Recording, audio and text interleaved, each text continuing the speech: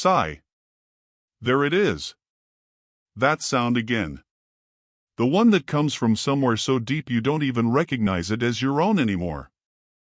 Thursday stands on the balcony of her fifth-floor apartment, elbows resting on the rusted railing, watching the river of headlights flow down Nguyen Van Linh Boulevard. 6 o'clock in the evening. Rush hour in Saigon. Thousands of people going somewhere. Home to families. To dinner tables. To conversations that matter. And here she is. 42 years old. Single mother. Unemployed. The ceiling fan clicks overhead, stirring the heavy evening air but offering no real relief. She presses her palm against the kitchen counter, feeling the laminate peel slightly at the edge, a small, worn detail of a life that is frayed in 1,000 quiet ways. God, do you even see me? The words come out flat. Not dramatic. Not pleading. Just tired. Her fingers trace the faint coffee stain on the countertop, a ring left by Min's mug months ago when he still sat here after school, still told her about his day. She remembers the way he used to laugh with his whole body, shoulders shaking, eyes bright. Now that memory feels like a photograph left too long in the sun, faded, curling at the corners. She doesn't expect an answer. Hasn't for a while now. 3 days. That's how long it's been since her 15-year-old son has spoken a single word to her. Not one. He walks past her like she's furniture. Comes home from school, locks his door, blasts whatever angry music teenagers blast these days. She stands outside his room sometimes, her hand hovering just inches from the wood, close enough to feel the vibration of the bass through her fingertips. She thinks of the ultrasound photos still tucked in her nightstand drawer, the tiny, curl shape, once closer to her heartbeat than anyone had ever been. Now the boy in that room feels farther away than a stranger, she doesn't recognize him anymore. The company called last Tuesday. Actually, they didn't even call. They sent an email. A mass email. The kind that starts with "Dear valued employee" and ends with "We regret to inform you." 23 people on the CC list. 23 lives appended in one click. She'd given them 7 years. So now here she is. Standing on a balcony that's too small for a chair, staring at a city that's too loud for thinking, living in an apartment that's too dark for hope. And she means that literally. The fluorescent light in the kitchen has been flickering for 6 weeks. She keeps meaning to replace it. Keeps forgetting. Or maybe she doesn't forget. Maybe there's something almost honest about that dim, inconsistent light. Something that matches the way hope flickers in her chest. On. Off. On. Off. Never quite bright enough to read by. Never quite dead enough to abandon. Inside, on the kitchen table, the bills are stacked in 3 neat piles. Electricity. Water. Internet. She's organized them by due date. By color of the envelope. By level of dread they produce when she looks at them. The red one is the worst. Final notice. That word. Final. As if they're not just cutting off her power but pronouncing judgment on her entire existence. Her phone sits on the table next to the bills. Silent. It's been silent for 2 weeks now. Not a single call from a recruiter. Not a single email from a hiring manager. She sent out 47 applications. 47 carefully crafted resumes. 47 cover letters where she described herself as passionate, dedicated, eager to contribute. 47 times she's been ignored. She walks back inside, slides the balcony door shut, and the noise of the city fades to a dull hum. The apartment smells like the fish sauce she spilled yesterday and never cleaned up. She should clean it. She knows she should clean it.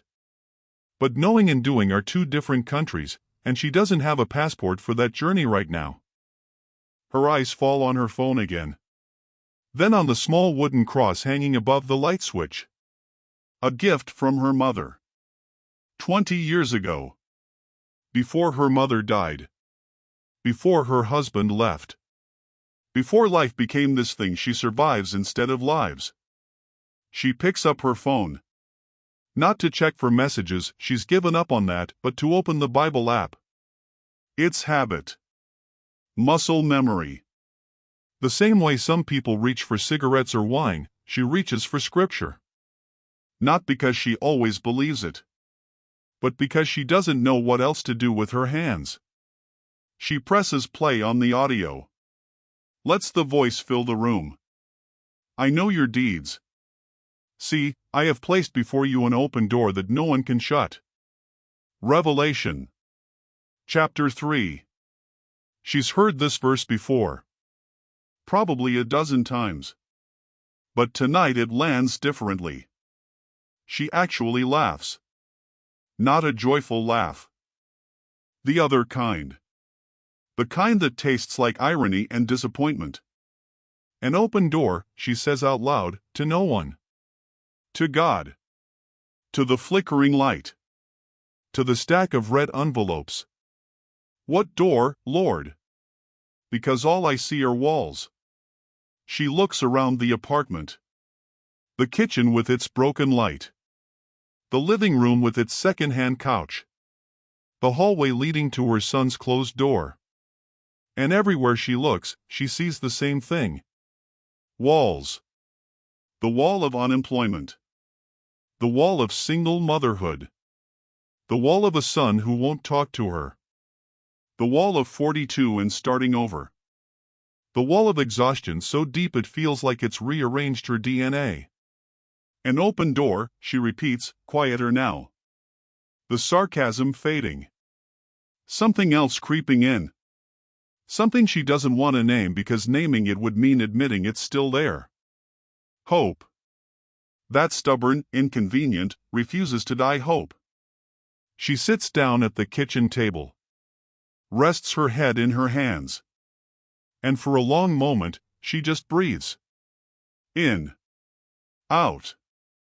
In. Out. The way she used to coach Min through his childhood asthma attacks. Slow breaths. You're okay. Just breathe. But she's not coaching anyone now. She's just surviving the next 60 seconds. And then the 60 after that.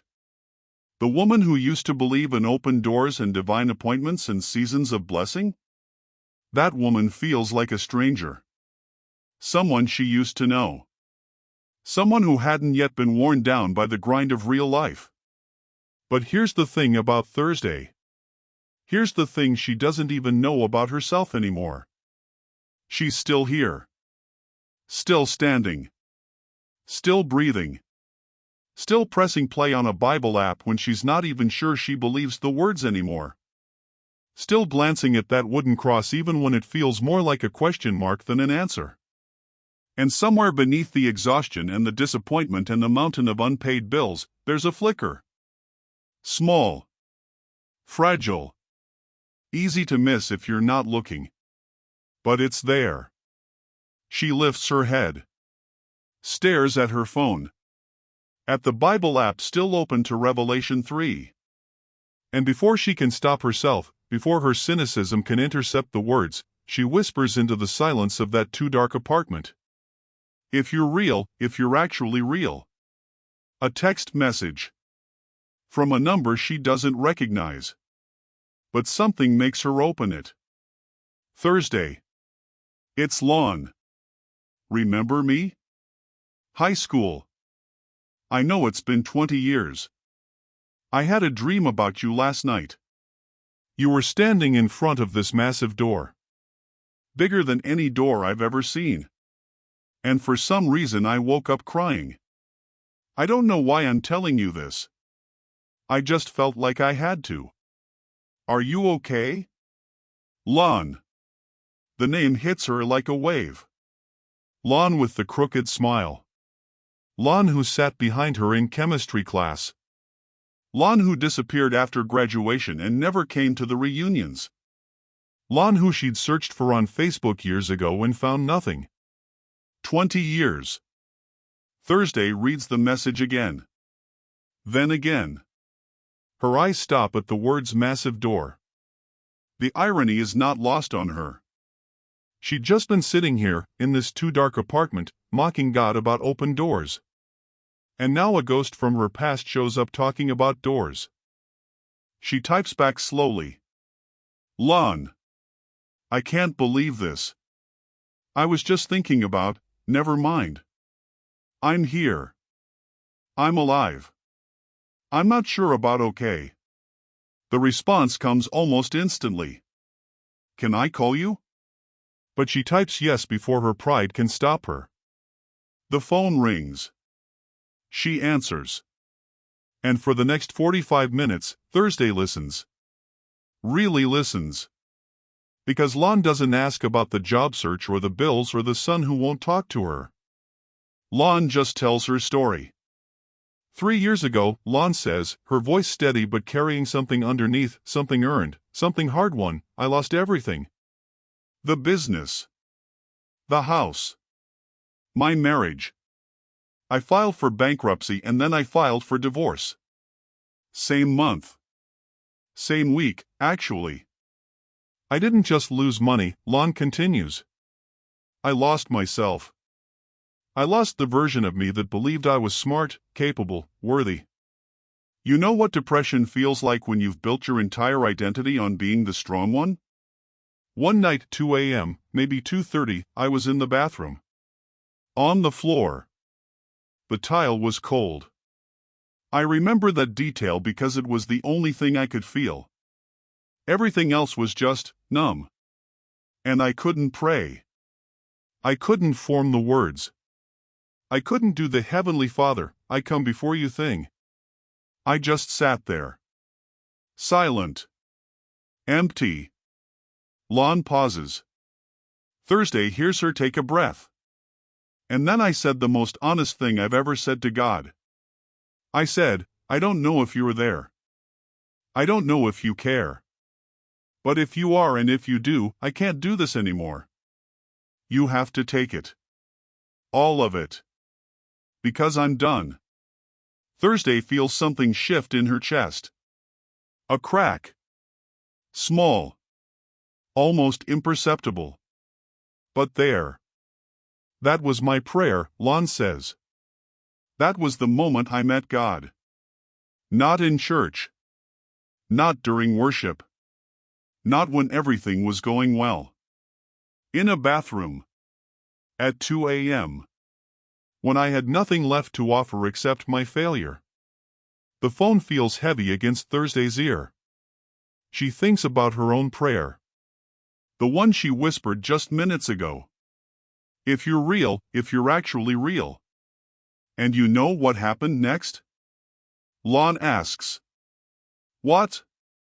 The phone felt like a stone. Thursday held her breath, waiting for the revelation she expected, a sign, a rescue, some dramatic reversal. The foreclosure notice still came, Lon said quietly. I sat on the bathroom floor that night, towel cold against my legs, and I finally stopped bargaining. Stopped listing all the reasons I deserved better. Thursday heard her exhale, slow and unsteady. But that floor, that cold, hard floor, became holy ground. Because for the first time, I wasn't performing. I wasn't trying to be good enough for God to save me. I just let myself be held. Broken and bankrupt and completely loved, go. And in that letting go, I found out that God was never asking me to be strong. He was asking me to be surrendered. The word lands in Thursday's spirit like a stone dropped into still water. Surrendered. She thinks about 3 years ago. When she took the job at the export company. The one that just laid her off. She remembers the prayer she'd prayed back then. Lord, lead me where you want me to go. She'd prayed it. She'd meant it. But then the offer came, good salary, benefits, a title that sounded impressive, and she jumped. She hadn't waited. She hadn't asked. She just assumed the open door was the right door because it looked good on paper. She never actually asked God if this was his door. The realization hits her harder than she expects. She'd been so busy building a life that looked responsible and smart and strategic, she'd forgotten to ask the one who supposedly had the blueprint. She'd been running her life like a CEO, not like a daughter. "You still there?" Lon asks. "Yeah. I'm here. I'm just..." Thursday doesn't finish the sentence. She doesn't know how. "I know," Lon says softly. "I know." They talk for a few more minutes. Lon prays for her, a simple prayer, no fancy words, just honest words. And when they hang up, Thursday sits in the silence. The flickering kitchen light buzzes overhead. The stack of red envelopes still sits on the table. Nothing has changed. And yet everything has. She stands up. Walks to the bathroom. Looks at herself in the mirror. The woman staring back is tired. The dark circles under her eyes tell stories no Instagram filter could hide. The lines around her mouth are deeper than they were a year ago. Her hair needs washing. Her shoulders are hunched forward like she's bracing for impact. But her eyes. There's something still burning there. Something that refuses to be extinguished. Something that looks a lot like the woman she used to be before life taught her to play it safe. She realizes she's been trying to control everything. The job search. The finances. Her son's emotions. Her own image. Every outcome. Every variable. Every possibility. She's been gripping the steering wheel so tight her knuckles have gone white, and she still ended up in the ditch anyway. What if, and the thought terrifies her, what if she just let go? What if she stopped pretending she had it all together? What if she admitted that she doesn't know what she's doing, that she's scared, that she's exhausted, that she's been running on fumes and faithlessness for years? The bathroom door creaks open. She turns. It's her son. Min stands there in the doorway, eyes puffy, hair sticking up in 17 different directions. He's been crying. She can tell. Even at 14, even with the tough guy act he's been perfecting since middle school, she can always tell. "Mom? You okay?" And something breaks inside her. Not in a bad way. In the way a dam breaks when the pressure's been building for too long and finally, something gives. She doesn't answer right away. Instead, she walks over to him and pulls him into a hug. He stiffens for a second, he's 14, after all, and hugs from moms are apparently toxic at this age, but then he relaxes. His arms come up around her. He's taller than her now. When did that happen? "I'm sorry," she whispers into his shoulder. "I'm so sorry I've been absent. Even when I was here, I wasn't really here." Min doesn't say anything. But he doesn't pull away either. That night, Thursday sleeps. Actually sleeps. Not the restless, tossing and turning kind where every hour feels like a battle. The deep kind. The kind where you wake up and don't remember your dreams but somehow feel like you've been somewhere important. She wakes up at 5:47 a.m. The apartment is still dark. The flickering kitchen light is still flickering. The stack of red envelopes is still on the table. But something is different.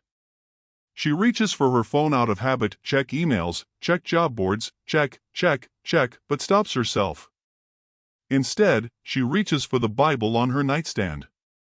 The one Lon gave her at that high school youth retreat 20 years ago. The one she hasn't opened in months. Maybe longer. She doesn't know where to start. So she just opens it.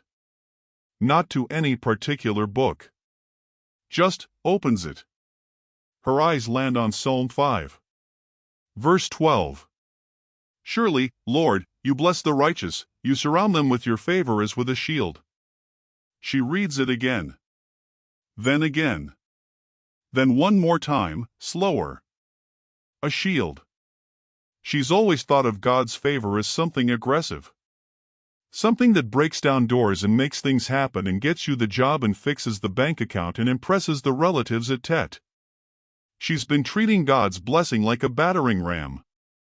Like if she just had enough faith, she could smash through any closed door in her way. But a shield? A shield isn't for attacking. A shield isn't for showing off. A shield is for protection. And you don't use a shield when you're running. You use a shield when you're standing still. The realization hits her like cold water. She's been running. For 3 years. Maybe for her whole life. Running toward the next job, the next achievement, the next thing that would prove she was worthy. Running away from the fear that if she stopped, everything would fall apart. But what if the closed doors weren't rejection? What if they were protection? What if God wasn't saying no to her prayers? What if He was saying, not that one, it'll destroy you? She thinks about the job she almost got 2 months ago. The one with the impressive salary and the fancy office in District 1. She'd been devastated when they went with someone else. But 2 weeks later, she found out that company was being investigated for fraud. Half the management team was facing charges. A closed door. A shield. She thinks about the relationship that ended right before she met her ex-husband. The one she'd cried over for months. The one she was sure was the one. He'd married someone else. And last year, Lon told her he'd been arrested for domestic violence. Another closed door. Another shield. She's been so focused on the doors that wouldn't open that she never stopped to thank God for the ones He locked. She spends the rest of the morning writing a letter. Not to a potential employer. Not to a creditor. Not to anyone who needs something from her. To her son. She writes about the years she spent working 60-hour weeks, telling herself it was for him. For his future. For his education. She writes about how she missed his school plays and his parent-teacher conferences and the time he won the science fair and she was on a business trip in Singapore. She writes about how she doesn't regret working hard, but she does regret making work her God. She writes about how she's been so busy trying to build a life for him that she forgot to build a life with him. And then she writes the hardest part. I don't know what's going to happen next. I don't know if we'll have to move. I don't know if I'll find a job in time. I don't know a lot of things. But I know this, I'm not going to let fear make me upset anymore. I'm here. I'm really here. And I'm sorry it took losing everything for me to realize that you were never something I had to earn. You were always a gift. She leaves the letter on his pillow. An hour later, she hears footsteps. Then silence. Then more footsteps. Min appears in the doorway of her bedroom. He's holding the letter. His eyes are red again. Mom? Yeah, baby? I'm sorry too. For what? He shrugs. Looks at the floor. For being mad at you. For saying you ruined my life. For? I don't know. Everything. She opens her arms. He walks into them. And they stay like that for a long time. Later that day, they clean the apartment together. Not because it needs cleaning, though it does, but because something about the act of clearing out the old makes room for the new. They open all the windows. Sunlight waits outside the window, patient as mercy. For a moment, Thursday hesitates, her hand resting on the latch, feeling the cool metal against her palm. It's strange, this reluctance to let the light in, as if grief has made her more comfortable with shadows. But then she pushes the window open, and the first beam cuts through the stale air like a blessing. Dust motes swirl in the golden shaft, tiny dancers caught in the sudden radiance, and she watches them float in spiral, remembering how her grandmother used to say that dust was just the earth's way of reminding us we're all made of the same things. Min puts on music. Some Vietnamese pop song she doesn't recognize, something new and bright with a beat that feels like summer. He's singing along, badly and without shame, his voice cracking on the high notes, and she's laughing, actually laughing, the sound surprising her own ears. And for a moment, just a moment, the weight isn't so heavy. The dust settles. The music plays. She looks at him. Really looks at him. Not as another problem to solve or another responsibility to manage, but as her son. The baby she held in her arms 14 years ago. The boy who was becoming a man right before her eyes, in this ordinary light, in this ordinary room, on this ordinary day that suddenly doesn't feel ordinary at all. Toddler who used to follow her around the house like a shadow. The little boy who believed she could do anything. He still believes that. Even now.